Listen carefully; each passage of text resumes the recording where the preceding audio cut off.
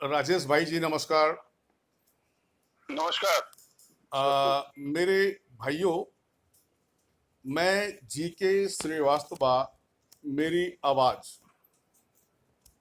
मेरी आवाज उठी है तो दबने नहीं दूंगा, दबी तो मैं मरने नहीं दूंगा।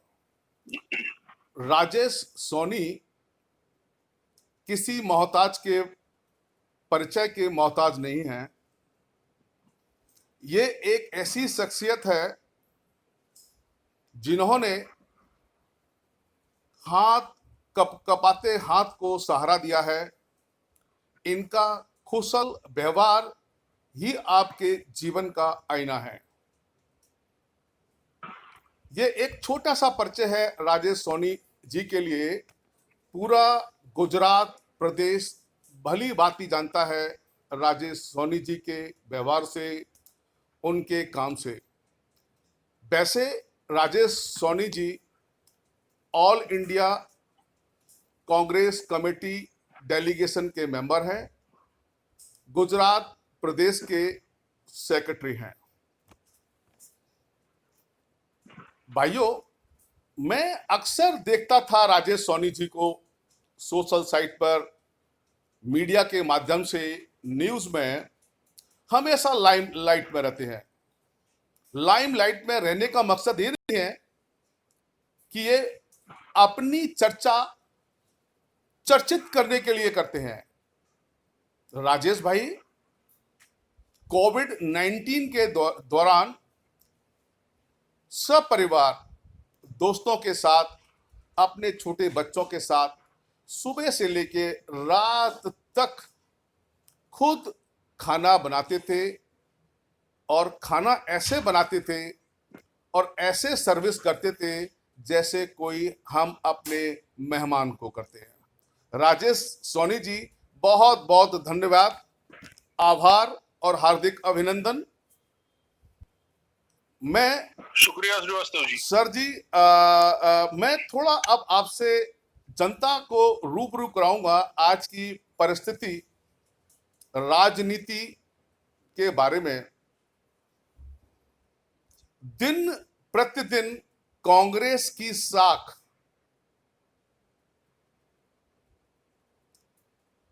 के गिरने के लिए आखिरकार कौन जिम्मेदार है? श्रीवास्तव जी, मैं तो ये जो लाइव इंटरव्यू कर उसके लिए शुक्रिया। और आपने जो भी कहा, पॉलिटिशियन की एक फर्ज होती है, पॉलिटिशियन की एक फर्ज होती है जिसे अपनी प्रजा ने, देश के नागरिकों को करना चाहिए काम। रही बात कांग्रेस की शाख गिरने की, तो देखिए, ऐसा शाख गिरने वाली बात कुछ नहीं होती। देश हमेशा सत्ता परिवर्तन होता रहा है। कहीं भारतीय जनता पार्टी दो सीटों पर थी, आज वो प्रचंड बहुमत के साथ सत्ता पर हासिल है। कांग्रेस इतने सालों से सब सरकार में, आज विपक्ष में है, और कांग्रेस आज भी मजबूत विपक्ष का रोल निभा रहा है। पिछले दिनों से आपने देखा होगा, जिस तरह से सरकार लॉकडाउन, ये कोरोना महामारी के चलते हुए सरकार के साथ जिस तरह से सहयोग दिया और काम किया, गुजरात प्रदेश कांग्रेस ही नहीं पर पूरे भारत के अंदर कांग्रेस ने प्रजा के लिए किया, वो आज मैं कह के बयान कर पाऊंगा। चाहे वो देश के नागरिक, श्रमिक हो, एक तरफ श्रमिक अपने वतन जाने के लिए, अपने गांव जाने के लिए भारतीय जनता पार्टी की सरकार से अनुमति चाहती थी, उनसे परमिशन चाहती थी। कई दिनों तक रोड पर पड़े रहने के बावजूद सरकार ने उन्होंने अनुमति नहीं दी। फिर कांग्रेस के कहने पर, कांग्रेस की डिमांड रखने पर भारतीय जनता पार्टी ने श्रमिकों को वतन जाने की व्यवस्था की। पर उसमें भी आप देखिए, जिस तरह से उनसे किराया वसूल किया जा रहा था, राजेश जी, तो मैं कांग्रेस पार्टी ने सर दिया। ये इस क्वेश्चन पर, इस सवालात पर अभी हम आएंगे। मेरा सवाल था, कांग्रेस की जो साख पहले थी, जो अब निरंतर गिरी है, उसका श्रेय आप किसको देंगे? जी देखिए, मैं शाख गिरना नहीं होता है। बात यह है कि वक्त की बात है, थोड़ा सा कहीं हम भी एग्जिबिट नहीं कर पाए लोगों के में। शायद लोग एक चेंज चाहते थे, लोगों ने चेंज देखा और इस तरह से लोग अब ये सारी चीजें पूरी दुनिया के सामने। तो हम ये नहीं कह रहे कि सब चीज कहीं हमारी गलतियां हो गई की बात समझने में, कहीं तो वो सारी चीजें, पर ठीक है, पॉलिटिक्स में चटपट चलती रहती है। एक फ्लो होता है जिसमें हमें व्यू ऑफ के सामने जाना होता है। पर ठीक है, कहीं ना कहीं हम मान रहे हैं कि हमारी, पर उन कमियों को हम दूर कर रहे हैं। राजेश जी, ज्योतिरादित्य सिंधिया जी के जाने के बाद क्या आप समझते हैं कांग्रेस पे इसका असर पड़ा है? ज्योतिरादित्य सिंधिया जी के जाने के बाद देखिए, असर ऐसा होता है कि कोई भी लीडर जाता है तो थोड़ा बहुत, पर उनकी सेकंड कैडर होती है उनकी जगह लेने के लिए भी। तो प्रोग्राम मस्ट गो ऑन, तो कहते हैं ना, शो मस्ट गो ऑन, किसी के लिए रुकता नहीं है। वेल, ज्योतिरादित्य सिंह गए, वो मध्य प्रदेश की सरकार लेके गए साथ में, वो कोई अच्छा काम करके तो गए नहीं है। देश का युवा, देश का नागरिक सब इसकी हिम्मत नहीं करेगा। राजेश जी, भारतीय जनता पार्टी कहती थी, भारतीय जनता पार्टी कहती थी कि हम कांग्रेस मुक्त सरकार, कांग्रेस मुक्त देखना चाहते देश। पर आज तो भारतीय जनता पार्टी के अंदर कांग्रेस पार्टी के इतने लीडर है, तो युक्त भाजपा होगी। यहाँ कांग्रेस कहाँ गई, कांग्रेस युक्त। राजेश जी, मैं देखता हूं गुजरात प्रदेश में कांग्रेस एक सशक्त विपक्ष के रूप में उभरी है। यदि हम कांग्रेस असेंबली की टोटल मत को देखते हैं, एमएलए काउंट को, तो 182 है, जिसमें से 72 कांग्रेस के एमएलए हैं और 103 बीजेपी के हैं। ये सशक्त दावेदारी एमएलए की असेंबली में होने के बावजूद कांग्रेस विपक्ष की भूमिका का निर्वाह क्यों नहीं कर रही? क्यों हर मुद्दे पे शांत रहती है? श्रीवास्तव जी, मुझे लग रहा है वहां तक गुजरात प्रदेश कांग्रेस बहुत मजबूती से भारतीय जनता पार्टी और उनके गलत फैसलों का सामना कर रही है और लड़ रही है। सर, असेंबली मैं के आपको बताना चाहूँ, आपने बताए, मैं वहीं पे आ रहा हूँ, 2017 का इलेक्शन, तब भारतीय जनता पार्टी के पास 99 एमएलए थे और कांग्रेस पार्टी के पास 82, कांग्रेस पार्टी के पास 82। पर वहां से खरीद फरोख्त भारतीय जनता पार्टी ने एक ट्रेडिंग वाला बिजनेस स्टार्ट कर दिया। तो गुजरात के अंदर भी आपने देखा होगा, अल्पेश ठाकोर और भी बहुत शंकर सिंह वाघेला, बहुत सारे एमएलए को भारतीय जनता पार्टी ने अपनी टीम के अंदर, अपनी पार्टी के अंदर संभाल लिया। पर मैं आपको बताऊंगा कि ये गुजरात के जिनके पास 27 साल से सत्ता नहीं, फिर भी आप मजबूती से खड़ी है। आपको बताओ, 2017 का इलेक्शन शंकर सिंह वाघेला जैसे मजबूत कदम पार्टी छोड़ के चले गए थे। उसके बाद अल्पेश ठाकुर जैसे नेता गए और भी कई लोग गए, फिर भी कांग्रेस पार्टी इतनी ही मजबूती से यहाँ पर डटी हुई है। आप देखिए पिछले गुजरात के अंदर लोकल में आपको शायद याद होगा कि 4,000 करोड़ रुपए का मूंगफली कांड हुआ था। उसमें कांग्रेस पार्टी ने जांच मांगी थी, फिर भी भारतीय जनता पार्टी ने नहीं किया। यहाँ तक के विधानसभा घेराव किया गया, उस घेराव में मैं भी था, मेरी भी धरपकड़ हुई थी, मुझे भी पुलिस ने अरेस्ट किया था। पिछले 4 सालों में 3 सालों में विधानसभा का घेराव किया है। पर क्या होता है कि एक डिटेक्टिवशिप तानाशाही जब चलती है तब यहाँ पर उन सब चीजों को तवज्जो नहीं दिया जाता। और जब राजनीति में अपोजिशन की आप अगर मर्यादा नहीं रखोगे तो फिर यहाँ पर तानाशाही से कुछ और कम आ जाएगा। अब हालात गुजरात नहीं पूरे देश में हैं कि एक तानाशाही रवैया चल रहा है। क्या विपक्ष, क्या कोई भी पार्टी किसी की भी सरकार सुन नहीं रही है। तो ऐसे में ये कहना कि गुजरात मजबूती से यहाँ पर नहीं लड़ रही, वो कहीं ना कहीं गुजरात प्रदेश कांग्रेस रोड पर है, विधानसभा में लड़ रही है, पर लड़ रही है, लोगों के लिए लड़ रही है। पर ये तानाशाह अपनी तानाशाही की बात कर रहे हैं। राजेश जी, परिवर्तन प्रकृति का नियम है। मैं समझता हूं, जैसा आपने बोला, कांग्रेस ने लंबे समय राज किया, जनता ने बदलाव चाहा, बदलाव हुआ, बीजेपी हुआ। हो सकता है आने वाले समय में कांग्रेस आ जाए। यही परिवर्तन है। सुबह के बाद शाम, शाम के बाद रात, रात के बाद फिर सुबह आती है, स्वाभाविक है। मैं आंकड़े देख रहा था,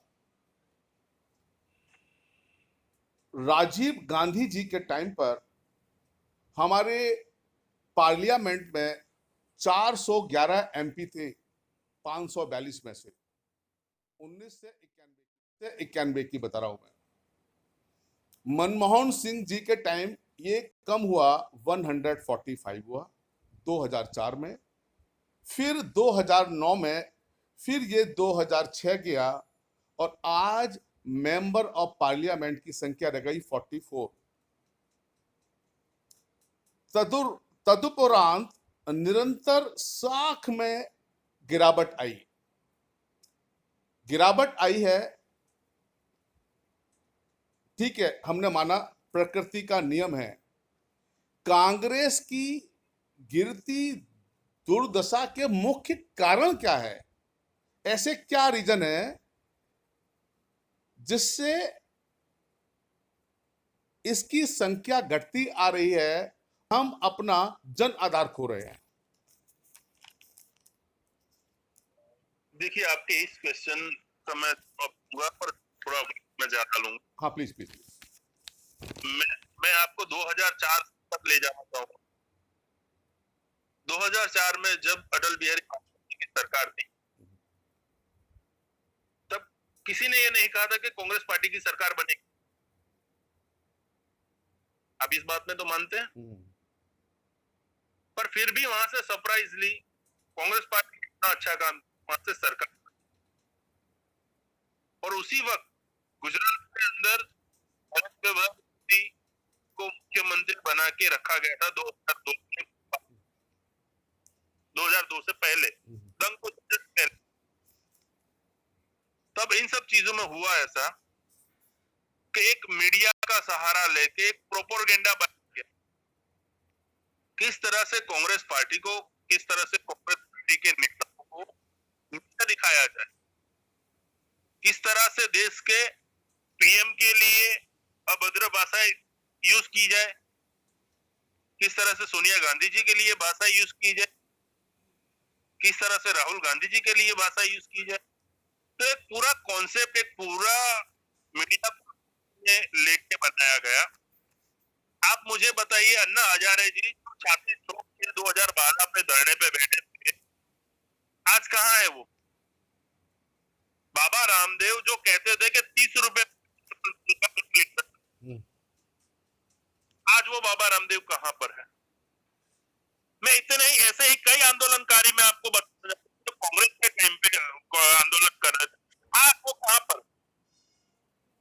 ये भारतीय जनता पार्टी ने कैंपेन खड़ा किया था, मीडिया को साथ में रख के, ऐसे कहने वाले बाबाओं को साथ में रखकर, अन्ना हजारे जैसे लोगों को साथ में रख के, जिसमें कांग्रेस पार्टी को बदनाम किया जाए। आज मैं आपको बता रहा हूँ कि जब क्रूड ऑयल 140 रुपीज था, हेलो, हाँ जी, हाँ जी, 140 रुपीज था, इसके अंदर 60 रुपीज कांग्रेस पार्टी पेट्रोल दे रही। आज तो पेट्रोल का रेट अगर $10 पर, फिर भी हम 80 रुपए दे रहे। आप जीडीपी कांग्रेस के टाइम की देखिए, आज 2004 से लेकर 2014 तक जीडीपी, कांग्रेस ने उसकी सत्ता में आने के बाद कुछ नहीं किया। आप 2G स्कैम चिल्ला रहे थे, 2G स्कैम सुप्रीम कोर्ट के अंदर खारिज किया गया, ऐसा कोई एमपी ने स्कैम ही नहीं हुआ था, सबको रिहा कर दिया गया। आपने बोला कि कांग्रेस ने कौमांड किए, तो क्यों एक भी नेता को अंदर नहीं डाला आपने? सरकार तो आपकी अब थल से लेकर तल तक, नीचे से ऊपर तक आपके पास है। तो पूरा एक कैंपेनिंग चला, और नेगेटिव मार्केटिंग की गई, लोगों को खड़ा किया पार्टी के अगेंस्ट, पार्टी को बदनाम करने के लिए, और कहीं ना कहीं वो सारी वजह को वो अपने दिल में हिम्मत की चीज बैठ। पर आप देखिए लोगों में, अब लोग समझ रहे हैं। आप पिछले चुनाव, कितने सारे चुनाव कांग्रेस हर स्टेट का सरकार, कांग्रेस 2 स्टेट में रह गई थी, 1 स्टेट में, पर फिर भी आज कांग्रेस 5-6 जहां पे सरकार होती है, उसे पैसों के दम पे गिराया जा रहा है भारतीय जनता के पार्टी में, फिर भी कांग्रेस का जनाधार बढ़ा है। आप 2014 से लेके अभी तक गिनेंगे तो कांग्रेस ग्रोथ कर रही है, कहीं डाउनफॉल में नहीं आई। तो पार्टी की साख गिरी नहीं, गिरी होगी अगर वो कैंपेनिंग की वजह से, पर अभी कहीं ना कहीं पार्टी की साख ऊपर, और पार्टी अपना जो व्यू होता है, जो जनता होता है, वो बढ़ाती है। सर, कोविड-19 के दौरान हमने देखा गुजरात स्टेट से प्रवासी मजदूर कर्मचारी बड़े संख्या में पलायन कर रहे हैं। मैं परसेंटेज देख रहा था प्रवासी मजदूर कर्मचारियों की, गुजरात स्टेट में 48 से 50% प्रवासी है, जिसमें नंबर 1 पर सूरत है 64%, अहमदाबाद है 46%। या तो उन्होंने अपनी नौकरी खो दी है, गंवा दी है, या वो प्रदेश से पलायन कर चुके हैं। कोरोना एक वैश्विक महामारी,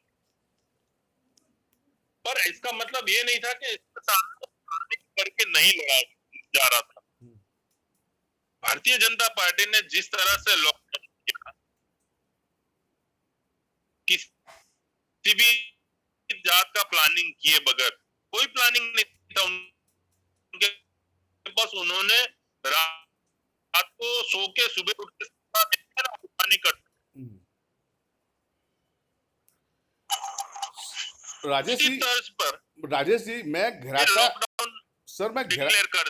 घेराते हुए संकट की बात इसलिए कर रहा हूं, हमारी गुजरात के अंदर जो इनकम आती है, उस इनकम के अंदर एक प्रवासी अहम रोल अदा करता है। आज वो प्रवासी गुजरात में नहीं है, जा चुका है। अब आने वाली समस्या क्या है? देखिए, हॉस्पिटैलिटी इंडस्ट्री खत्म हो गई, कर्मचारी नहीं है आज। रियल एस्टेट खत्म हो गया, मजदूर नहीं है। डायमंड इंडस्ट्री खत्म हो गई। हॉस्पिटल्स में गिने चुने आदमी बचे हैं। अब सबसे बड़ी समस्या यह है, हमारे गुजरात के अंदर म्युनिसिपल कॉरपोरेशन के अंदर मजदूर लोग आने वाली बरसात में एक बहुत अच्छा काम करते हैं। जहां पानी भराव होता है, साफ सफाई, पानी को निकालने का काम वही करते हैं। अब वो कर्मचारी आज गुजरात में नहीं है। मुझे डर है, जैसे मुंबई में एक बार हुआ था, इस बार कहीं वो हादसा गुजरात में ना हो जाए। इसको आप कैसे देखते हैं?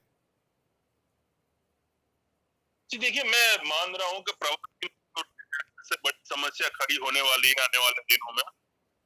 पर मैं इस मुद्दे की जड़ तक जाना चाहूंगा। सर,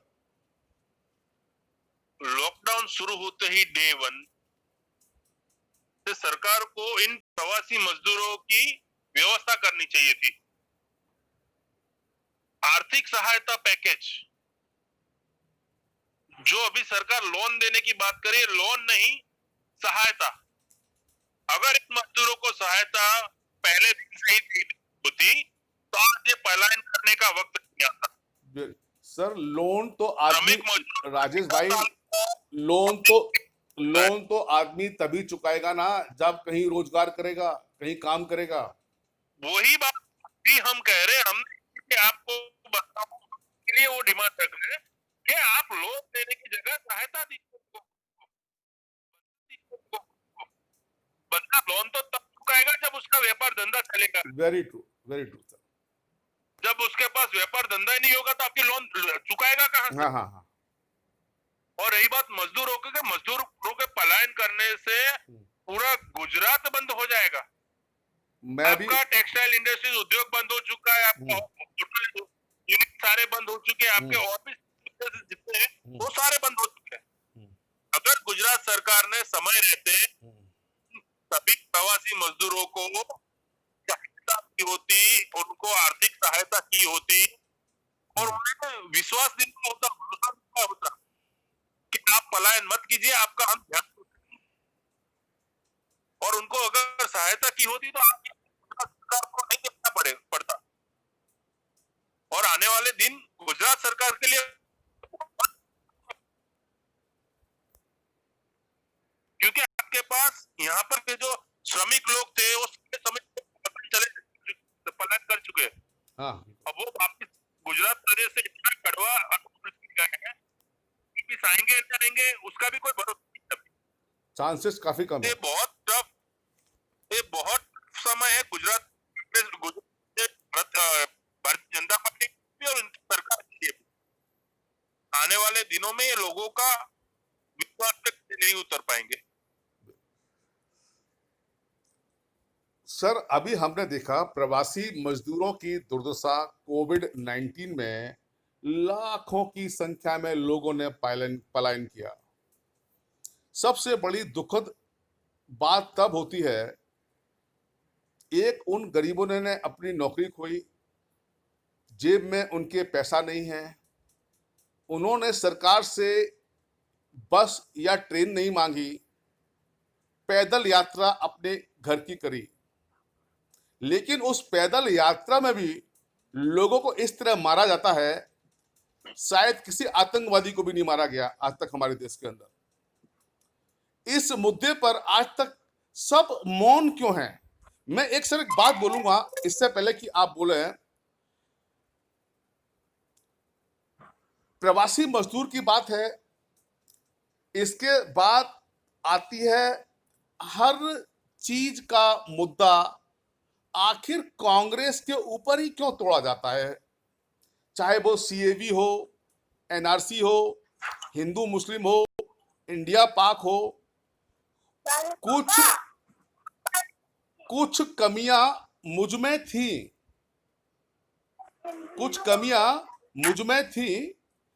कमियां लोगों में थी। फर्क सिर्फ इतना सा था कि वो गिनते रहे और हम नजरअंदाज करते रहे। ये राजेश भाई, अंत में मैं बोलूंगा, लोगों, कुछ तो लोग कहेंगे, लोगों का काम है कहना, पर आखिर ऐसा क्या है कि हर मुद्दा, हर मटका का, पाप का गठरी कांग्रेस के सिर तोड़ जाती है। देखिए, अब कांग्रेस के सर पे तोड़ी जाने वाली बात मटकी जो है, अब लोगों को पता चल गया है कि ये मटकी भारतीय जनता पार्टी के 10,000 करोड़ के कार्यालय से आती है। वो मटकियां जहां तैयार होती वहां तक देश की जनता पहुंच चुकी है, और देश का नागरिक बड़ा ही समझदार है। मैं आपको बताऊं तो लोगों अब समझने लगे हैं जिस तरह से सरकार काम कर रही है हर क्षेत्र में, कोई आज उनसे खुश नहीं है। मैं आपके पहले वाले मुद्दे पे आऊंगा कि प्रवासी मारा गया, तब किसी ने आवाज नहीं उठाई। मैं आपको बताना चाहूंगा कि सबसे पहले कांग्रेस पार्टी ने इस मुद्दे को उठाया था कि आप कम से कम वाला व्यवहार आतंकवादियों जैसा मजदूरों के साथ ना करें। आपको मैं बताऊं, हमारे राष्ट्रीय जी कुछ दिन पहले ही आपको प्रवासी के बीच में बैठे हुए नजर आए, उनके जाकर पूछा। कांग्रेस पार्टी ने सरकार को कहा कि प्रवासी मजदूर सारा खर्चा कांग्रेस पार्टी उठाने को तैयार है, और उठाया भी। हर राज्य के अंदर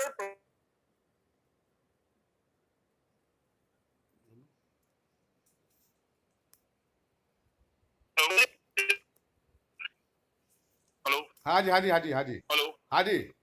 यूपी के अंदर जब 100 बस से प्रियंका गांधी जी ने श्रमिकों के लिए बात कही, तब योगी जी ने उसको मंजूरी दी। जब कांग्रेस पार्टी प्रजा का काम कर रही है, उसके साथ काम करने के लिए जा रही है, वो भी भारतीय जनता पार्टी को पसंद थी। आप देखिए, हर जगह हमें रोका गया। गुजरात के अंदर मैं आपको एक इंसिडेंट मामलतदार थे, हमने बोला कि आप हमें लिस्ट अप्रूवल किया यूपी जाने के लिए, तो लोगों का किराया हम पे कर रहे हैं। आप मानेंगे, हमको 48 लेके पूरे प्रशासन के पीछे पीछे घूमना पड़ा, तब जाके वो पैसा हमको अनुमति मिली। जब कांग्रेस प्रजा की करने जा रही, वहां पर भी भारतीय जनता पार्टी। अब बात वही आ गई, मोदी जी वाली जो बात थी कि खाने नहीं दूंगा, ये बात उल्टा, ना की सेवा करूंगा ना मैं प्रजा की सेवा। अच्छा राजेश जी, तो अब दिक्कत ये आ गई कि इसके अंदर, राजेश जी एक ईमानदारी से बताइएगा जी, कांग्रेस का देश में और गुजरात स्टेट में कोविड-19 के दौरान क्या रोल रहा है? अब शायद ये प्रश्न आप अपने आप से ही पूछिए। नहीं, जो सर देखिए, मैं कोई बताना चाहूंगा इस पे, पूरा देश नहीं, ओवरसीज लोगों के कॉल आ रहे थे कि राजेश भाई आपके लोग अच्छा कर रहे, कांग्रेस पार्टी क्या कर रही, लोगों के लिए खाने की व्यवस्था की, लोगों के लिए सैनिटाइज की व्यवस्था की, लोगों को किराए चुकाए। कि आपको मैं बताऊं, अभी का इंसिडेंट आधे घंटे पहले का, अभी एक न्यूज है, अहमदाबाद म्युनिसिपल कॉर्पोरेशन के विरोध पक्ष के शर्मा, उनका कोरोना पॉजिटिव आया है अभी आधे घंटे से। उससे पहले बताओ, हमारे बदरुद्दीन शेख का निधन हो गया, कमलाबेन चावड़ा, यशवंत सिंह लोग, उतने हमारे नाम दूं आपको नेताओं के, वो सारे प्रजा के बीच में उनकी सेवा करते हुए कोरोना ग्रस्त हुए। गुजरात अहमदाबाद कांग्रेस ने, कांग्रेस ने कम से कम अपने 10 कोरोना की बीमारी, फिर भी आज भी हम लगे हुए हैं लोगों की सेवा करने के लिए। आज भी हम लोगों के बीच हैं। हमने हमारे लोग खोए हैं, पार्टी के वरिष्ठ लीडर खो दिए हैं। अब देश के अंदर कोरोना को इससे ज्यादा काम किसने किया, मुझे बताइए।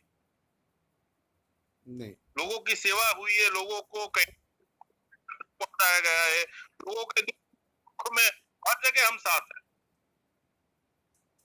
और आज भी कांग्रेस पार्टी ने एक केंद्र के गरीब परिवार और मध्यम परिवार को 10,000 रुपए की सहाय दी जाए और उनके 3 महीने के बिजली और प्रॉपर्टी टैक्स माफ किए जाए। और श्रमिक अभी भी जो बचे उनको भेजा जाए। अभी मैं आपको बताऊं, कल परसों हमारा ट्रेन था, पूरे वर्ल्ड में नंबर 1 पे करोड़ ज्यादा लोग वीडियो में 10 करोड़ लोग भारत देश के 10 करोड़ वीडियो में सरकार से डिमांड कर रहे हैं। फिर भी अगर ये डिमांड नहीं मान रहे हैं तो ये ताना क्या है, आप हमें बताइए।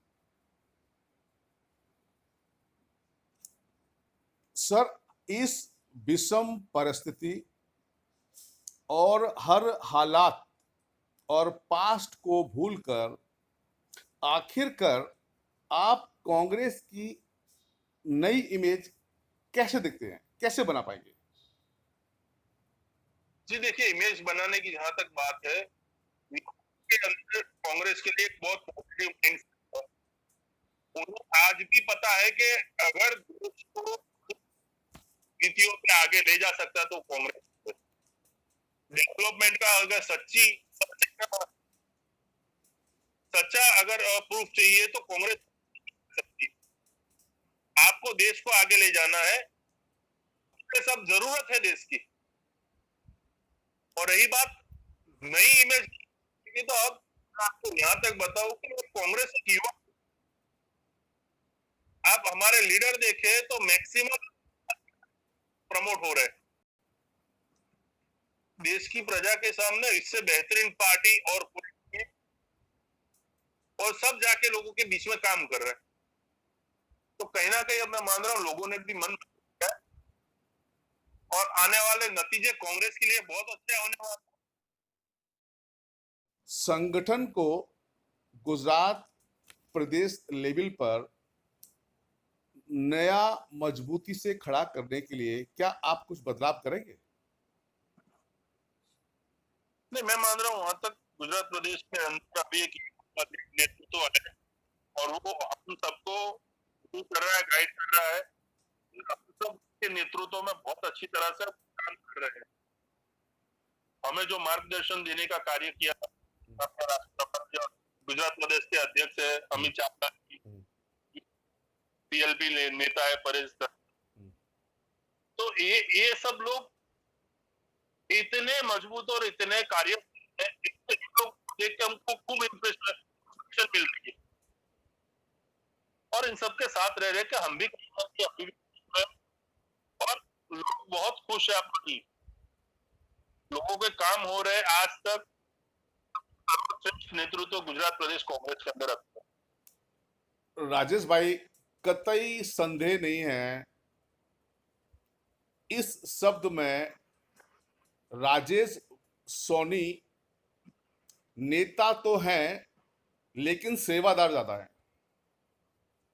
और यदि ऐसे सेवादार व्यक्तित्व हमारे प्रदेश में होंगे तो मैं ज्यादा नहीं बात करता, वो दिन दूर नहीं जब प्रदेश में कांग्रेस की ही सरकार होगी। आप जैसे छवि के आदमी, आप जैसी पर्सनैलिटी जो जनता के साथ जिनका कुशल व्यवहार है, ऐसे आदमी के लोगों को आप लाने की चेष्टा करें। इसी के साथ मैं आपको बहुत बहुत धन्यवाद और हार्दिक अभिनंदन करता हूं। बहुत अच्छा लगा, जनता को सुनने का मौका मिला आपके बारे में, कांग्रेस की स्थिति और आने वाला समय। मेरी शुभकामनाएं। धन्यवाद। Thank you very much.